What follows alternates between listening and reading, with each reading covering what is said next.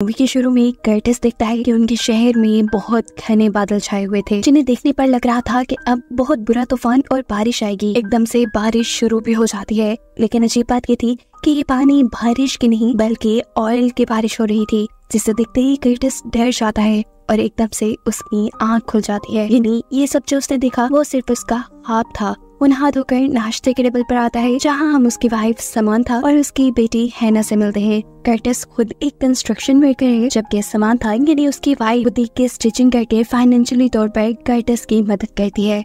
ये लोग हर वीक में 3 दिन हैना के स्कूल जाते हैं, क्योंकि हैना बोल नहीं सकती और उसके साथ बातें करने के लिए इन्हें साइन लैंग्वेज सीखनी थी। ये लोग उसका इलाज भी करवा रहे थे, इसीलिए इन्हें पैसों की तंगी भी थी। साथ ही साथ समांथा एक वेकेशन प्लान भी कर रही थी, जिसके लिए उसने खुद काम कर करके बहुत पैसे जोड़ लिए थे। दिखाया जाता है कि कर्टिस ने अपने घर बहुत सारा बेकार सामान रखा हुआ था, क्योंकि उसे लगता है कि उनके शहर में एक बहुत बड़ी तबाही आने वाली है, इसीलिए वो शेल्टर बनाना चाहता है। अपने इसी उटपटांग के सामान को वो अभी ठिकाने ही लगा रहा था कि अचानक आसमान में दोबारा काले बादल छा जाते हैं। वहाँ सुनामी आ जाता है। आसमान में कड़कती हुई बिजली एकदम से जमीन से टकराती है, जिसकी वजह से कर्टिस का डॉग डर कर भौंकने लग जाता है और फिर अपनी रस्सी तुड़वाकर वो कर्टिस को काट भी लेता है। उसके काटते ही कर्टिस जाग गया और इससे हमें मालूम हुआ कि ये भी कर्टिस का ख्वाब ही था। लेकिन हैरान कर देने वाली बात ये थी कि उसके ख्वाब में जहाँ डॉग ने उसे काटा था, वहीं बाजू में उसे अब भी दर्द हो रहा था। इसी के बारे में सोचते हुए वो अपनी मीटिंग में भी ध्यान नहीं दे रहा था, जिसकी वजह से बॉस उसके ऊपर गुस्सा भी हो जाते हैं। पहले ही शहर में आने वाली कई बारिशों की वजह से उनका काम काफी डिले हो चुका था और अब बॉस चाहते थे कि कर्टिस के साथ साथ सभी वर्कर्स ज्यादा काम करें, ताकि उनका कॉन्ट्रैक्ट टाइम पर पूरा हो जाए। खैर, उनकी मीटिंग खत्म हो जाती है और ये सब अपने अपने काम पे लग जाते हैं। जब कर्टिस अपना काम कर रहा था, तभी वो देखता है कि आसमान में परिंदे आज अजीबोगरीब तरीके से उड़ रहे हैं। ये बात उठाकर अपने दोस्त से पूछता है, क्या उसे कोई आसमान में परिंदे दिखे? उसके ना में जवाब देने पर कर्टिस समझ गया कि ये सारी ऊटपटांग की चीजें सिर्फ उसी के साथ हो रही हैं, उसी को दिखाई दे रही हैं।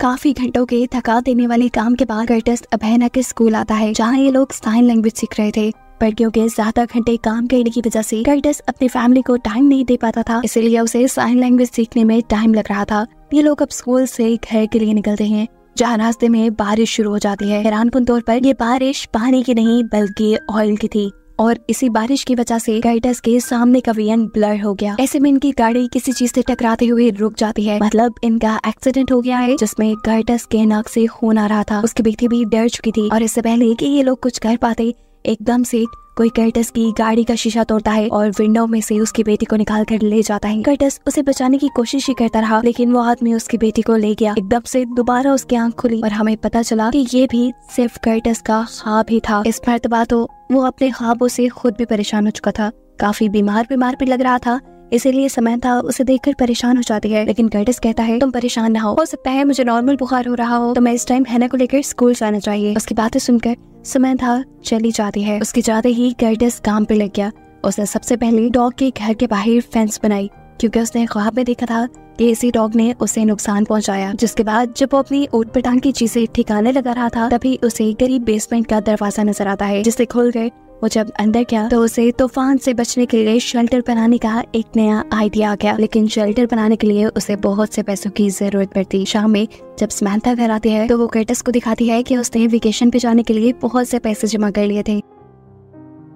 कर्टिस उसे पैसे मांगना तो चाहता था, लेकिन मांग नहीं सकता था, क्योंकि समांथा ने ये बहुत मेहनत से कमाए थे। अगले दिन दोबारा उनके शहर में तूफान आ जाता है। हैना बड़े मजे से खिड़की से ही इस तूफान को देख रही थी। जब कर्टिस उसे प्यार करने के लिए उसके करीब आता है तो देखता है कि विंडो से बाहर कोई आदमी हैना को गौर से दिख रहा था। उसके इरादे ठीक नहीं लग रहे थे, इसीलिए कर्टिस अपनी बेटी को उठाकर वहाँ से दूर चला जाता है। ये आदमी जोर जोर से अब उनके घर का दरवाजा बजाने लगा। वहाँ ज़लज़ला आना भी शुरू हो गया और कर्टिस के घर का सारा सामान हवा में उड़ने लगा। एकदम से उसकी आंख खुली। ये भी उसका ख्वाब था और इस मर्तबा वो ख्वाब से इतना डर गया था कि उससे उसका बेड भी खराब हो गया। वो घबराया हुआ था। इसी टाइम समांथा उसके कमरे में आती है। इन दोनों को आज चर्च जाना था। कर्टिस कहता है, सॉरी मैं आज तुम्हारे साथ नहीं जा पाऊंगा, तुम इजी होकर चली जाओ, मैं हैना का घर पर ख्याल रख लूंगा। समांथा उसकी बात मानकर चली जाती है। उसके जाने के बाद वो अपनी बेडशीट चेंज करता है और हैना को लेकर एक लाइब्रेरी में आ जाता है, जहाँ वो अपने ख्वाब और अपनी बीमारी के बारे में भी सर्च करता रहा, लेकिन खास उसे कुछ नहीं मिला। जिसके बाद वो हैना को लेकर एक ग्रोसरी स्टोर में गया और उसने बहुत सारा पैक्ड फूड खरीदा,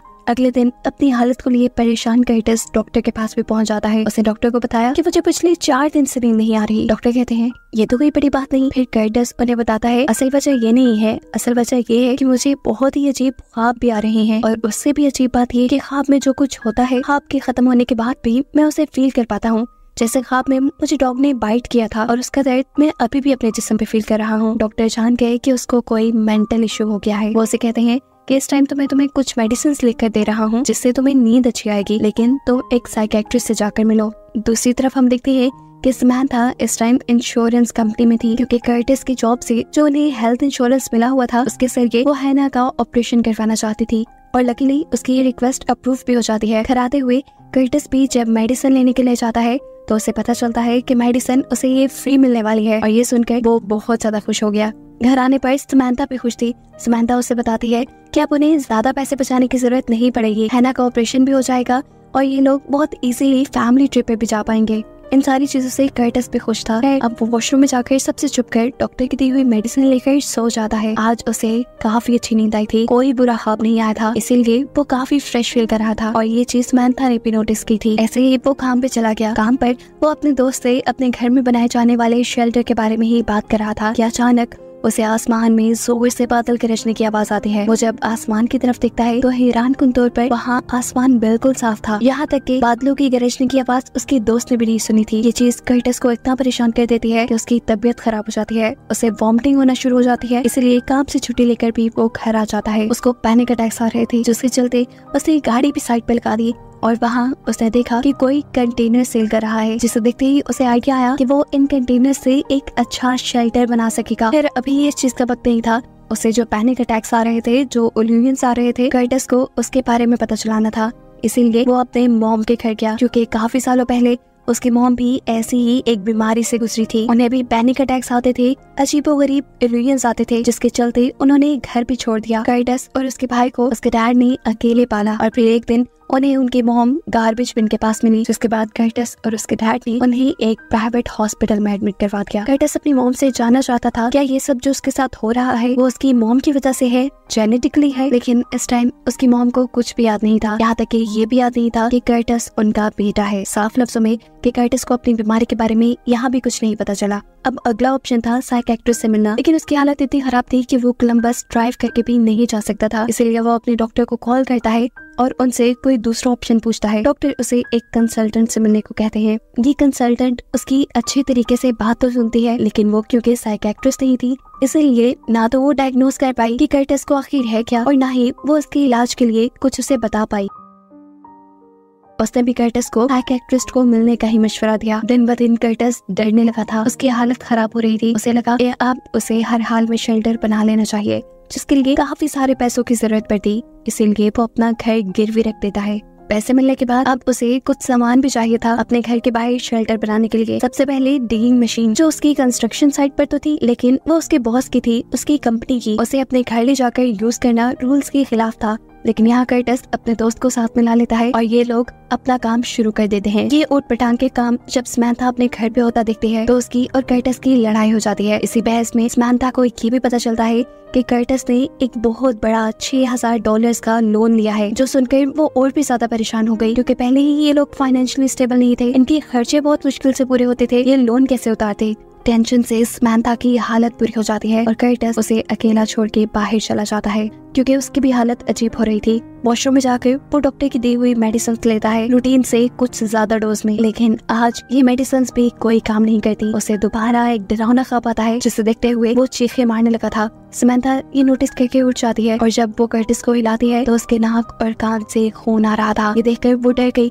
उसने जल्दी से एम्बुलेंस को कॉल की, लेकिन कर्टिस ने अपने आप को पैरामेडिक टीम से चेक ही नहीं करवाया, क्योंकि उसे लग रहा था कि ये सब बिल्कुल नॉर्मल है। उनके जाने के बाद कर्टिस ने फील किया कि समंथा उसकी वजह से बहुत परेशान है, इसलिए आज वो समंथा से कुछ नहीं छुपाता, उसे सब बता देता है। उसकी मेंटल कंडीशन, उसे आने वाले ख्वाब, पैनिक अटैक्स, हर एक चीज जो उसके साथ हो रही थी। उसकी हालत का सुनकर समंथा भी परेशान हो गई। वो उसे कहती है, तुम परेशान मत हो, सब ठीक हो जाएगा, हम साइकियाट्रिस्ट के पास जाएंगे और तुम पहले जैसे हो जाओगे। कर्टिस अगले दिन अपने बॉस के पास जाता है और अपने ही दोस्त को अपनी टीम से दूसरी टीम में शिफ्ट करने का कहता है, क्योंकि लास्ट नाइट जो उसने ख्वाब देखा था उसमें उसने देखा था कि उसकी जान को उसके दोस्त से ही खतरा था। इसलिए उसने अपने आप को अपने दोस्त से भी दूर कर दिया। काम से वापस आते हुए उसने 3 गैस मास्क खरीदे अपनी फैमिली के लिए। घर आकर उसने अपने कंटेनर को जमीन के नीचे शिफ्ट कर दिया। ये नहीं, उसने अपना शेल्टर कंप्लीट कर लिया। वो जब ये काम कर रहा था तब यहाँ उसके पास उसका भाई आया, उसे ये समझाने के लिए कि तुम जो कर रहे हो गलत कर रहे हो, ऐसे शेल्टर बनाने की कोई जरूरत नहीं है। लेकिन कर्टिस उसकी भी एक बात नहीं सुनता। रात में उसे दोबारा एक ख्वाब आया जिसमें उसने देखा कि समंथा किचन में गीली खड़ी है। वो अपने पास पड़ी हुई नाइफ को देख रही है। ऐसे ही जैसे वो अभी इसी नाइफ से कर्टिस के ऊपर हमला कर देगी, लेकिन कर्टिस उसे इशारे में मना करता है और अचानक उसकी आंख खुल जाती है। इस ख्वाब से वो और भी ज्यादा डर गया और जब सुबह समंथा ब्रेकफास्ट के टाइम उसे टच करने लगी तो कर्टिस ने उसे भी अपने आप से दूर कर दिया। समंथा उसे बताती है कि भाई तुमसे तुम्हारे बॉस मिलने के लिए आए हैं। उसके बॉस उसके लिए एक बुरी खबर लाए थे। जो चीजें उसने इलीगली अपनी कंपनी की इस्तेमाल की थी अपना शेल्टर बनाने के लिए, उसकी इस हरकत की वजह से उसे जॉब से निकाल दिया गया था। अब उसके पास सिर्फ 2 हफ्तों के लिए हेल्थ इंश्योरेंस थी जिसमें वो अपनी बेटी का इलाज करवा सकता था। कर्टिस अपने बॉस को बहुत समझाने की कोशिश करता है कि ये सब करना उसकी मजबूरी था, लेकिन बॉस उसकी एक बात नहीं सुनते और यहाँ से चले जाते हैं। ये बुरी खबर समंथा को भी पागल कर देती है क्योंकि पहले ही वो लोग अपने खर्चे अफोर्ड नहीं कर पा रहे, ऊपर से कर्टिस ने लोन भी ले लिया था और अब जॉब भी नहीं रही थी। इन सभी चीजों के बारे में सोचते हुए वो गुस्से में कर्टिस को थप्पड़ मारकर हैना को यहाँ से ले जाती है। लेकिन ये गुस्सा उसका टेम्परेरी था। वो जानती थी कि कर्टिस की हालत ठीक नहीं है, इसीलिए शाम में वो अपने जमा किए हुए सभी पैसे लेकर कर्टिस के पास आती है और उससे कहती है कि इन पैसों से तुम अपना लोन उतार दो, मैंने अपना बीच ट्रिप कैंसिल कर दिया है। और हाँ, रही बात हैना के इलाज की, तो मुझे लगता है कि अब हम दोनों को नए काम ढूंढने पर फोकस करना चाहिए ताकि हम पैसे जमा कर हैना का इलाज करवा सके और साथ में तुम्हारा भी। मेरी बात मानो कर्टिस, तुम्हें सच में एक साइकियाट्रिस्ट की जरूरत है।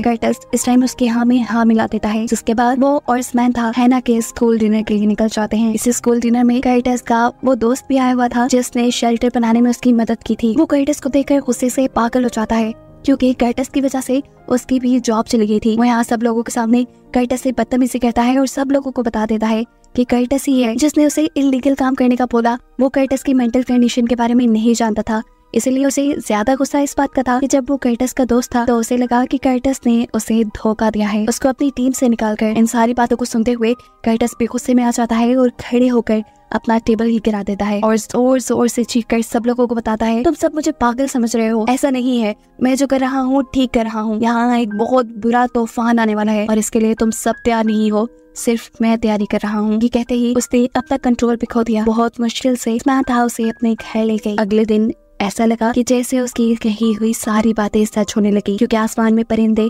आज उसी पैटर्न में उड़ रहे थे जैसे उसकी ख्यालों में उड़ते थे। कि देखते हुए उसने देखा कि हैना सड़क के दरमियान में खड़ी है। वो हैना को जाकर बचाता है और अचानक सारे परिंदे उसके इर्द गिर्द उड़ने लग जाते हैं। बहुत मुश्किल से वो हैना को बचाता है। एकदम से यहाँ सायरन भी बजना शुरू हो जाता है। सायरन सुनते ही एकदम से उसकी आंख खुली, मतलब ये भी उसका ख्वाब था। लेकिन एक बात जो इसमें सच थी वो ये कि सायरन असल दुनिया में भी बज रहा था। ये लोग बाहर दिखते हैं, बाहर बहुत ही बुरा तूफान आ रहा था। इस तूफान से बचने के लिए कर्टिस अपनी फैमिली को अपने बनाए हुए शेल्टर में ले जाता है और तीनों को गैस मास्क पहना देता है। ये लोग यहाँ पर सो जाते हैं। सुबह जब इनकी आंख खुली तो इन्हें फील हुआ कि तूफान खत्म हो गया है, लेकिन फिर भी कर्टिस बाहर का दरवाजा खोलने से डर रहा था। वो अपनी वाइफ को चाबी देता है और कहता है तुम दरवाजा खोलो, लेकिन इस टाइम समंथा उसकी बात नहीं मानती और कहती है तुम खुद दरवाजा खोलो और अपने डर का सामना करो। डरते हुए जब कर्टिस शेल्टर का दरवाजा खोलता है तो हैरानकुन तौर पे अब आसमान बिल्कुल साफ था। उनके नेबर्स भी सेफ थे और कुछ लोग यहाँ तूफान से होने वाली तबाही को साफ कर रहे थे। दिन गुजरते हैं और समंथा कर्टिस को साइकियाट्रिस्ट के पास भी ले आती है। उसकी मेंटल कंडीशन को देखते हुए साइकियाट्रिस्ट उसे मशवरा देते हैं कि क्यों ना तुम कुछ दिन अपनी फैमिली से दूर यहाँ हमारे पास एडमिट रहो। ये सुनते ही वो डर गया। वो कभी अपनी फैमिली से दूर नहीं जाना चाहता था, जैसे उसकी मॉम दूर चली गई थी, लेकिन अब ये मजबूरी थी। कुछ दिन की तो बात थी। समंथा उसे समझाती है कि हम तुमसे दूर नहीं होंगे, बस कुछ दिन। लेकिन अभी कर्टिस इन सब चीजों के लिए तैयार नहीं था। समंथा कहता है इससे पहले मैं तुम्हारे साथ बीच ट्रिप पे जाना चाहता हूँ, वही ट्रिप जो समंथा हमेशा से प्लान किया करती थी। ये लोग ट्रिप पे जाते हैं। कर्टिस अपनी फैमिली के साथ अच्छा और यादगार टाइम स्पेंड कर रहा था। तभी हैना उसे इशारा करके दूर समुद्र की तरफ तूफान के होने का बताती है। ये देखकर वो डर जाता है। ये तूफान बिल्कुल वैसा था जो वो अपने ख्वाब में देखा करता था। वो पीछे जब अपनी वाइफ को देखता है तो उसकी वाइफ भी हाँ में सर हिलाते हुए उसे ये बताने की कोशिश करती है कि सब जो उसे दिख रहा है वो हकीकत में हो रहा है। और कहानी के एंड पे ये मिस्ट्री खुल जाती है कि कर्टिस असल में बीमार नहीं था, उसे सच में फ्यूचर दिख रहा था। फ्यूचर में आने वाली तबाही दिख रही थी, जिससे बचने के लिए उसने तैयारी भी कर ली थी। और इसी सब को दिखाते हुए कि कहानी यहाँ खत्म हो जाती है।